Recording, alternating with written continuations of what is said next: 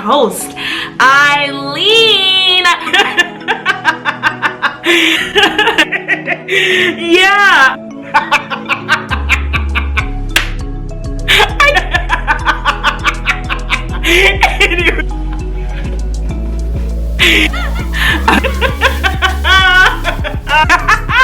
Boy. Therapy ain't cheap, but laughing sure is.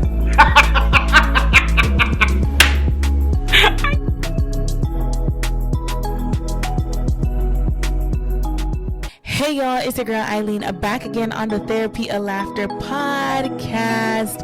I am so excited to get into our topic right now. But first, how are you doing today? How's your life going? I want to give you some space to talk back to me. You guys know this is an interactive podcast. So how are you doing? Okay. And how's your day going so far? Okay. All right. Do you have anything planned for the rest of the day today? Okay, that sounds good. All right. Well, I am happy that you took time out of your busy schedule or even your relaxing day to listen to this podcast. Listen, y'all, I am so excited to get into this topic, so let's jump right in. So, for those of you who don't know, February 11th has been deemed the day of not crying over spilled milk day. And this is like a fake, I wouldn't say it's a fake holiday, but it's a day. You know, you have those holidays, those days in the calendar. It's not a holiday, but it's something like a recognized day. Okay, so Don't Cry Over Spilled Milk Day is recognized in the United States for February 11th. Okay. And basically, what not crying over spilled milk means, that saying means let me pull up my notes because y'all know I did my notes. There's no point to being upset over something that has already happened and cannot be changed. Well, I'm here to tell you guys that I will still get upset. That's why this podcast is called "I'ma Cry Over My Spilled Milk." I don't care if it cannot be changed. I don't care if it's a monument in history. I don't care if the gravity force of the whole galaxy is holding it down and it can never be changed. I do not care. I'm still gonna cry. Okay. And I think that a lot of times, well, not even a lot of times, now we're getting into a point of society where we're a lot more accepting of like grieving, mental health, and all those types of things. But to be very honest, under all of the facades, some of y'all really be out there saying, oh, don't cry over this, not that big of a deal. You're really doing that for petty stuff. Like, you're really crying over petty stuff. Yes, I am the girl that will cry. I will bust out a tear for some petty things. If you did not put honey mustard in my chicken nuggets combo with a fry and a strawberry lemonade from Wendy's, I am going to cry. If I pull off and I reach in my bag and I'm feeling around to find the sauce and it ain't there as I get on the highway, I am going to get frustrated. I'm going to get mad. I'm going to cry. I'm probably going to share. My eyes are going to get watery for sure. Not with the emotion of sadness, but definitely anger. Listen, y'all, I will cry over bucking my toe. I will cry if I miss the bus. Let me tell you something else. Let me tell you this. It actually happened to me last week or 2 weeks ago. So 2 weeks ago, I was taking the bus.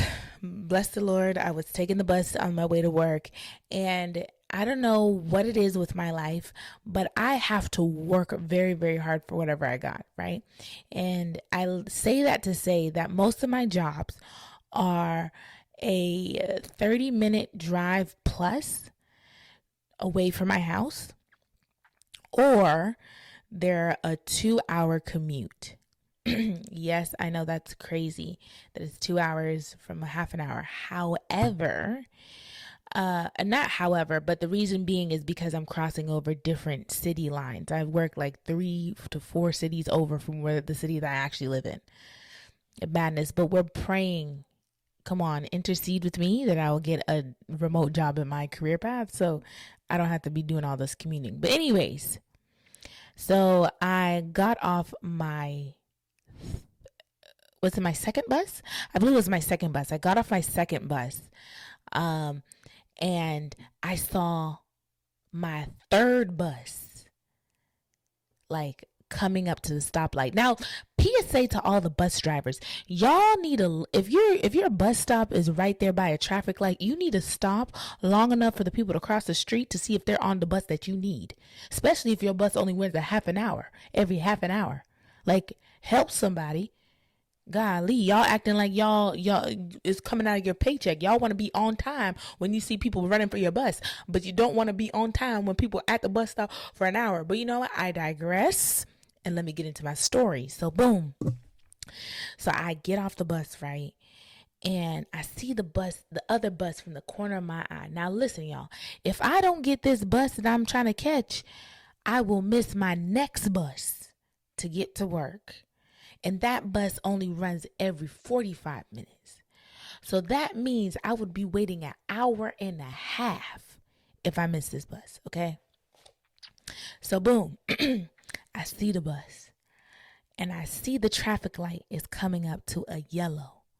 But not a yellow for my good, a yellow against my good. It was giving the bus the go. The way he's coming. Y'all know I don't know vertical, diagonal, whatever. He's coming one way that I'm trying to catch him, and I'm crossing the street to catch him. You know, in a cross, right? Cross. I hope you're closing your eyes and visualizing what I'm doing. So I hop off the bus. In my long coat, in my Crocs. I hop off the bus, and y'all know I'm 5'5", brown eyes.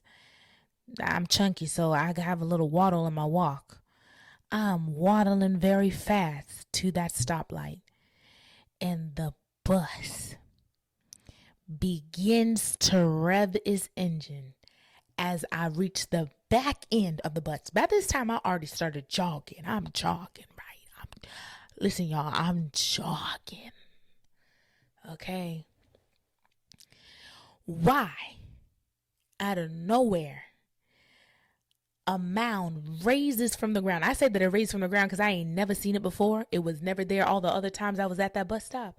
But a mound somehow rose from the ground, and I tripped over that joint, skid straight, belly flat, my big belly flat on the concrete.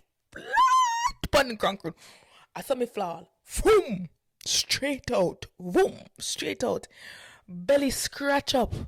Let me look at my belly and see if it's still scratched. No, it's not scratched. Belly scratch up. Knee buff up. Everything. All my elbow them scruff up. My nice clean jacket. It was not even my jacket. It was my mom's jacket. My mom's nice clean jacket have a hole in it. Finally, the bus stopped because I guess somebody on the bus was like, "Hey, like the girl fell."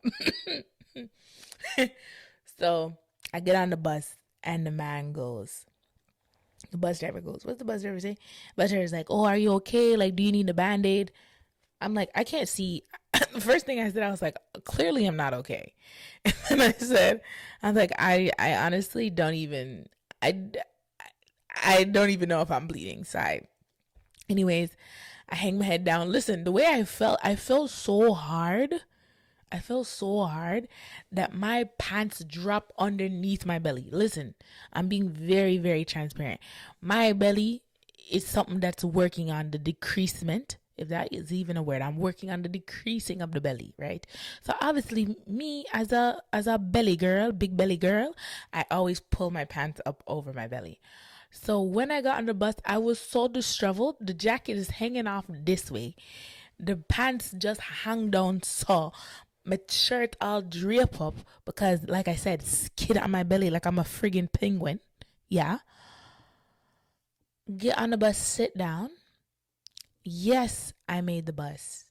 Yes, I was on time for the next bus. But I started to cry. I started to bawl.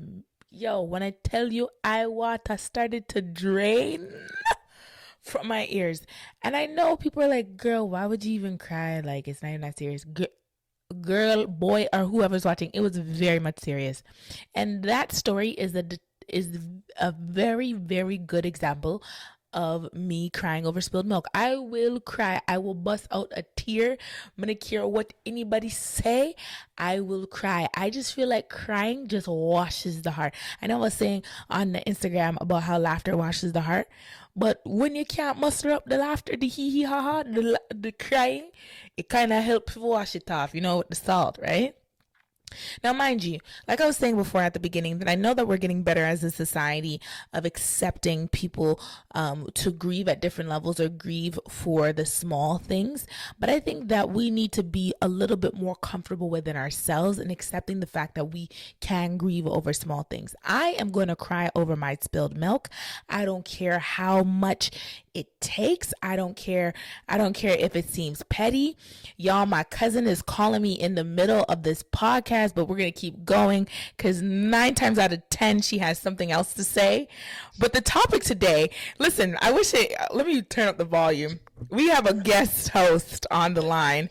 By the way, my cousin was on a podcast, a very big one. I'm going to put the link in the bio. We ain't gonna name drop because the only name that's really important is my cousin's Amanda Samuels, period, point blank, yeah. So anyways, the topic today, this is so organic, but the topic today is that I'm going to cry over my spilled milk. So I'm basically talking about how I don't care. I'm going to cry over the petty stuff, right? Because crying over, there's a saying don't cry over spilled milk. Basically, you can't change the inevitable. There's no reason to cry over that, right? So I'm saying I'm going to cry over it regardless. I don't care. It doesn't mean that I'm not going to get up and try again, but I am going to bust a 2-tier, 3 or 4, maybe for 5 minutes or 10. Or a day. Hello. Y'all hear that in the mic? Or a day. Yeah. The misconception of not actually grieving and mourning as humans makes no sense to me. We are imperfect beings. And God made us humans for a reason. We have emotions for a reason. Not to sit and rest in them, but to allow ourselves to feel them and to go through that process. It's all a part of the story. So saying to not cry over things that cause effects to our emotions and not allowing God to navigate us through that moment into peace makes no sense. How can it be the answer for something we don't allow ourselves to experience? And that was a 15-minute word. Impromptu. Like I said, I will navigate once I cry. Because there's no way I can do the windshield wipers of wiping away the cloud of emotion without crying. You need a little windshield wiper fluid to help you clear the play. But yeah, and even not even just for the big stuff in life, but also just for the small things. If I buck like I was saying earlier, if I buck my toe, if I broke my nail, if I was overcharged for something that I didn't even buy, buddy, I looked at my credit card and I see some foreign code on there. When me tell him said Jesus, me just paid the rotten thing. Oh my God. And the fact is, the thing came in USD. Oh God. Pause, break. The Canadian currency is beneath the ground. Okay? It's far beneath us. Far beneath. And the fact that they charge me in USD, I felt like thy kingdom was coming on my forehead. I felt the heat. I just felt the fire of God just rising from my ears. I said, no, I must cry. And honestly, I said, I must cry because the crying would have just eased the heat. It would have just cooled it just a bit. Just a bit. And to be honest, tears are good for the soul and they're good for the spirit. Tears are a language that only God can speak. Exactly. We don't know what we're saying in those tears. What God does. Exactly. If that means I can do an action, why would people want to negate doing an action that emits a language that only God can understand? I don't get it. I'm telling you. And even yes, having a language that God only understands, but also being okay with that language as well. I think a lot of times we want to put words to what we're feeling, even when we don't have that, right? Because yes, it's so amazing how God is. He can meet us right where we're at, but a lot of times we can't even meet ourselves where we're at, right? So accepting that what society might deem as unchangeable or just girl, like you're wasting your time, is necessary in your healing process. And not only on that tip for like petty stuff or unchangeable stuff, but even stuff on a serious tip. Like I was saying in my notes that like I still haven't even got over the separation of my parents, and they separated when I wasn't even conscious. Like my parents got separated when I was like 1, 2, and even now I'm still grieving that. My parents will never even be the same room together. If they're in the same room for my wedding day, y'all know God is a miracle working God. Okay? So the fact that like just me grieving that, and I'm big 24, big 24. So that's like what, 20 I can really say 24 years of living, of grieving that or crying over that, even though it was unchangeable, right? And, you know, at the end of the day, I'm going to cry over my spilled milk. Y'all could leave some spaces below of what you would cry about that's just absolute nonsense, or is actually a big serious tip, and be okay over your spilled milk being, or you crying over that spilled milk. And it's okay to leave it for tomorrow to wipe it up, or you could just keep on pushing with life, but be okay. Because I'm going to cry over my spilled milk. My cousin's going to cry over her spilled milk. We're all going to cry over our spilled milks. But at the end of the day, we're still going to get up and keep pushing. It might not be the next day or the next week, but we're going to still keep pushing. So that's it from the Therapy of Laughter podcast for today. I'm going to keep my podcast a lot shorter until we have like conversations with two people back and forth. My cousin called me. I'm not going to put her on the thing because, you know, she ain't glammed the way she glammed. I mean, her worst day is somebody's best. However, you know, so I'm up on them. I feel look good everything, yeah. So, anyways, y'all. Yeah. So I hope you guys have a great day. Cry over your spilled milk if you have to, and I will catch you again next week. Remember, therapy ain't cheap, but laughter sure is. Love you lots. Bye.